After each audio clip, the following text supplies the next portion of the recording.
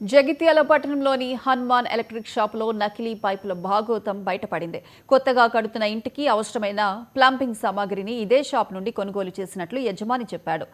ఆశీర్వాద్ కంపెనీకి చెందిన 25 పైపులను కొనుగోలు చేయగా 5 పైపులు మిగిలిపోయాయి. వాటిని తీరిగ్గా పరిశీలించి వేరే ప్లంబర్ను సంప్రదించగా వాటిలో 2 ఒరిజినల్, 3 నకిలీవని తేలింది.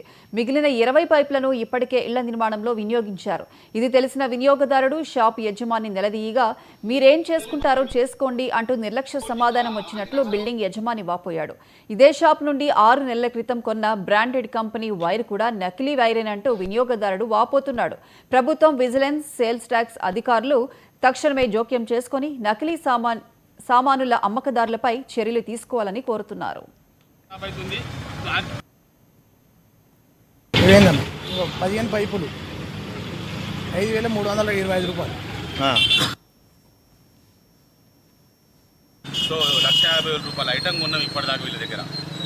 రీసెంట్లీ ఏంటంటే మేము పరీక్ష పట్టి చూసి ప్లంబర్ని ఐటమ్ ఎందుకు డ్యామేజ్ అవుతుందని అంటే ఇల్లుకి 3 పైపులు డూప్లికేట్ ఉన్నాయి, 2 పైపులు ఒరిజినల్ ఉన్నాయి.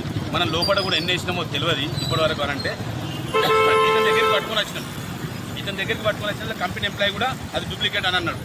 కంపెనీ ఎంప్లాయీ కూడా వచ్చి డూప్లికేట్ అవి అంటే ఈ 3 మేము అమ్మలే అంటాడు.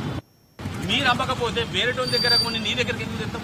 వాడు డూప్లికేట్ ఇచ్చిన వాళ్ళ దగ్గరికి పోతాం కదా. అంటే వీళ్ళ వ్యవహారం ఎట్లుంటుంది అంటే మనం ఐటమ్ కొని తీసుకుపోతాం, అది డూప్లికేట్ అని తెలిసి వీళ్ళ దగ్గరికి వచ్చినాం అనుకో మాది కాదంటాడు. వాడు భయపడిపోవాలి. ఇప్పుడు ఇంకేం మాట్లాడుతుండు, ఏం చేసుకుంటూ వచ్చేసుకోపో, భయపడుతున్నావా మమ్మల్ని అని అంటుడు.